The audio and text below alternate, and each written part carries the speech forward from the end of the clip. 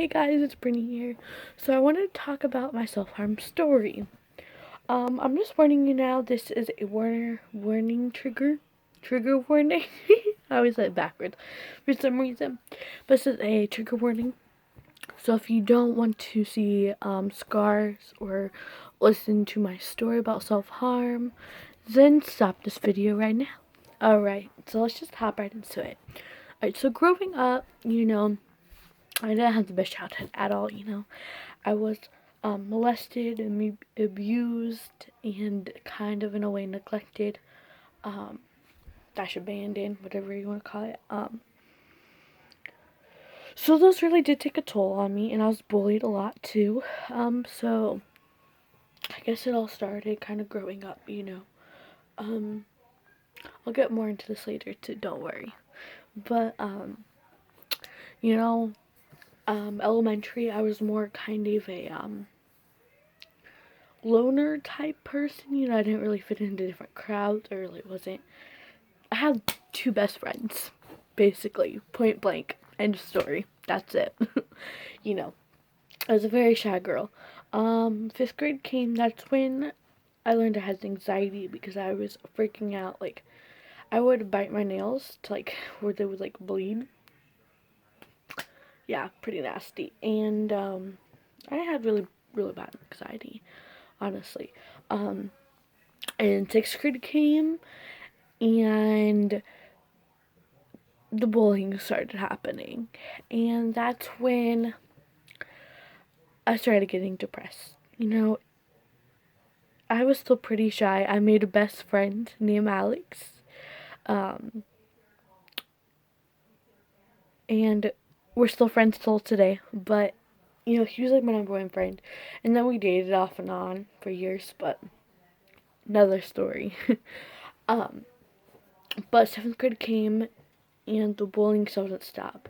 The bullying got so much worse. This was the worst year of my life of school.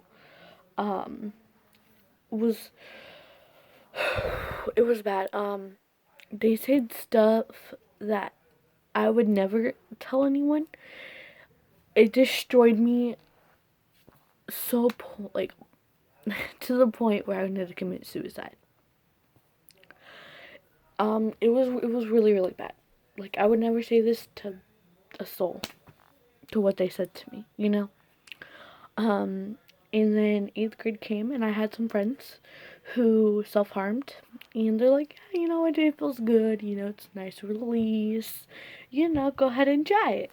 So, of course, I didn't really cut on the spot. I kind of took, my pen, which is you know. I left a red mark, but it wasn't really cutting. School found out, called my mom. My mom was mad. Very, very mad. I feel like she was mad to the point she didn't know what to do, because all she did was ignore me and take my phone away. Warning now, if you ever become a parent, or you are a parent, and you're, what do you call them? I'm supposed to say daughter or son. Your kid self-harms, or you have a sibling or whatever, self-harms, don't do what my mom did. That doesn't help with nothing at all. I promise you, that's the worst mistake you can make. They need you at the most at that moment, and she wasn't there for me. But whatever, different story. Um, um, so I'm touching my hair a lot. But where was I at? Oh, 8th grade. Okay, yeah. So 9th grade came along, and I had some cuts right here. Can't really see it right here though. They weren't, so I don't think I have them anymore. No, I don't. But they weren't self-harm cuts. They were just accidental cuts. And my friend goes, "You self-harmed." And I was like, well, I didn't know she was talking about this specific cut. I'm like, yeah, I'm trying to get over it. It's a bad spot in my life, Oh, So she goes and tells the teacher. She didn't say my name to the teacher or anything like that, but somehow. So eventually, she told me she didn't say the name, apparently. Somehow, some way, they called my parents. My mom found out a second time that I self-harmed. Of course, right? after that, I think she found out about 2 more times, you know, throughout the years. But, um, she found out, she cried, and she called my dad, and she asked me why, and she asked what I used. And at the time, I was scared of blades, and I was scared of knives, and I was scared of scissors, and all of that, because I was afraid it was going to cut too deep. So I used a tack, and let me tell you, if you've ever used a tack to self-harm, you dang well know that it hurts more than using a blade. It hurts a lot more than using a blade. And so basically I put myself through all the pain for about 2 years. I've been in and out of therapy. Somehow, some way, they all eventually leave, or I had to leave because my mom didn't want me in therapy at the time because she didn't want to take me and pick me up, and it was interfering with her life. But, you know, 10th grade came along. I still self-harmed, but I did move up to hair cutting scissors. God. Yeah. I actually don't know if we still have them or not. I think we do somewhere in the house. I've seen them before. But they're not actual hair cutting scissors, like they're like metal. And they have like these two, like, okay, so here's the scissors. They have like a twisted point on both ends, you know? And so I just use those ends and just, I wrote my ex's name in my leg too. I went over that. With some other words. So you can't see it anymore. It's also faded because this was in 10th grade. This was like 3-4 years ago. So, but that was a really dumb decision. So don't ever do that. 10th grade came. Still self-harming, you know, but I moved out of my mom's house for certain reasons. I'll get, like I said, get in a story another day. So I had to move out. Still self-harming. You know, it was hard because I worked at Taco Bell at this point in my life.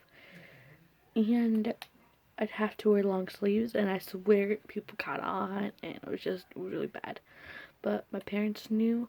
But between all these sessions, I was off and on self-harm. So, like, when my mom found out, I'd stop.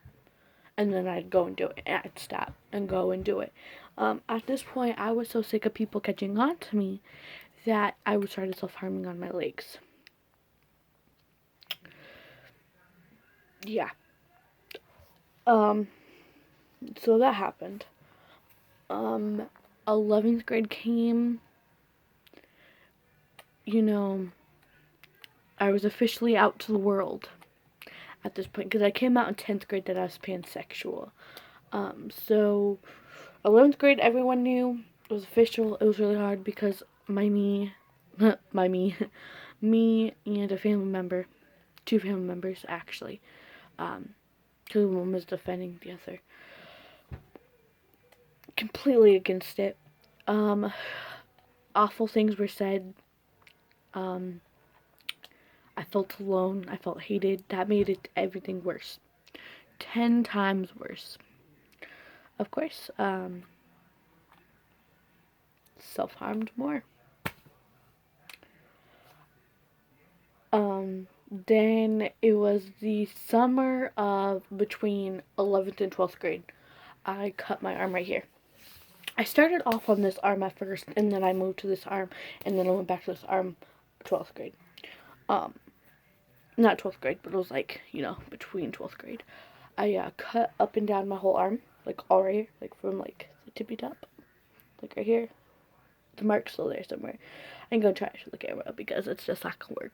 But I cut right here, all the way up. And so my grandma's like, "Why are you wearing long sleeves?" And I was like, cause I'm cold. I have a solid blanket on me." And she's like, "Let me see your arms." And I'm like, "No." She's like, "I know what you're doing. Let me see your arms." I'm like, "No." So she went and I had therapy that morning. she went to my therapist. My therapist was like, yeah, well, go to the hospital, you know, try to get on medication, talk to them, you know. And she told me that she did this with her clients before and then got admitted. So I'm like, okay, cool, whatever. Let's just get this done. Let's just get this over with. I just want to be done with this conversation. My luck did not go so very well. I did get admitted, outpatient. It was bad. I tried to be as open and honest with them as I possibly could, but my dad was in the room when they were answering some questions. And so they asked if I cut on my legs, and I'm like, no, like, I didn't want them to know, you know, because, like, that was the only place I could go that no one could see, you know. So I lied to them. I told them I didn't, only my arms. And, you know, then I got my first tattoo. 12th grade, you know, got my first tattoo. And it was this one right here. It says, believe. I'll show y'all better. But if you feel it, like right, especially like right here, you can feel the scars. Some scars are poofy, some scars aren't. On this arm, you can really, really feel them. Because this is when it was really bad. But that's why I got my first tattoo, to cover up those scars. And, you know, by this point, my siblings knew, my grandma knew, everyone in my family knew. You know, it was just really, really bad time. And then in class, and this was my 12th grade year, I put in this mental health class. I was still self-harming when I was in that class. I lied to them. I was like, those aren't fresh, those are old cuts. And no.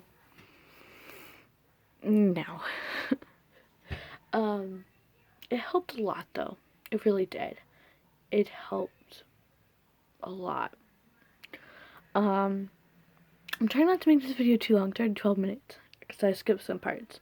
But, you know, now here I am. I graduated. Self-harm is still a daily thing. I think, honestly, sadly, the longest I've ever went without self-harm, and this was before I self-harmed to get myself in the hospital. I went 74 days. That was the longest I've ever not self-harmed. Whew, that was a long time. I want to get back up to that goal again. I do. I want to get over that. I want to get to the point where I can be like, I am a year clean. I still got a long way to go, but just one day at a time. So far, I'm doing good. You know, there's a lot of, it's really hard because right now in my life, there's a lot of triggers. You know, life's not going easy on me right now, and there's a lot of triggers, a lot, but I've been doing good. You know, 1 minute at a time, 1 day at a time. I got this. And sadly tonight, I'm gonna be for real with y'all. Sadly tonight, I was thinking and stuff, and you know, thinking about self-harm and thinking about making this video and stuff, and I don't know what it is. I get this release from self-harm, and it's like, I kind of miss it. I miss, like, just, I don't know, it feels like so much weight lifted off me that I did it, you know, but I don't know. It just felt so much good when I did it. But I know it didn't help me in any sort of kind of way, so I'm trying to get over that. But I'm going to show you guys my scars now. Alright, so I'm going to stand up to do this because, you know, it's just a lot easier that way. Alright. Alright, don't mind my face. Oh, I got some pictures back there, and that's my little stand. And then back there's a pile of clothes. Don't mind all that. So, alright, this is my first tattoo I was talking about. It says Believe, and it's also pan colors. This is my second tattoo. It kind of is hard to see. This is the one that if you touch like right here, like almost like y'all can see it. I don't know if you guys can see it, but there's bumps in it. Like, because of where my scars were. Because, like, I had a lot of scars on here. So it's like if you feel it, and I'm just going to show you close up. Like, if you feel it, you can most definitely, like, know where I cut at. My thighs now. These, I don't have tattoos on my thighs to cover these up. So they just are raw scars. I'm going to try to do this the best I can. So, let's try. Alright. I do have shorts on. So this leg right here, there's scars right here. This one right here says ugly. This one right here says fat. And then these are just scars all around it. This leg is a lot worse, not with cutting wise, but like deep wise. This is what this looks like. These cuts are more deep, as you can see, than my other ones were. I'm trying to debate if I want to get those tattooed up too, or if I just want to get like a tattoo, like something that like relates, like, I don't know. I don't know if I want to get them covered up or not. But we'll see down in the future whether I feel like, the reason why I did get these two covered up, is because, you know, they symbolized me, you know, and I wanted to be a therapist, and in order to be a therapist, I can't have scars like that on my arms. I don't know if you're allowed to, but I know I didn't want to, because I didn't want to trigger my patients. So, well, that's it for this video, guys. If you liked this video, make sure you go like that button down there, and subscribe. That would be awesome. It means so much to my heart, and I shall talk to you later. Bye!